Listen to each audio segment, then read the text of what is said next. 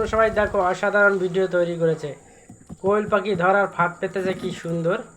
তোমাদের ভালো লাগলে লাইক করো, কমেন্ট করো, শেয়ার করো। কিভাবে ফাঁদ পেতেছে দেখো।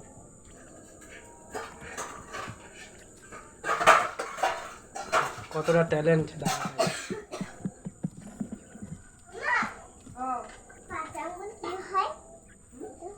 চারটে গুণো কটা হয় চুপ গুণো? চুপ।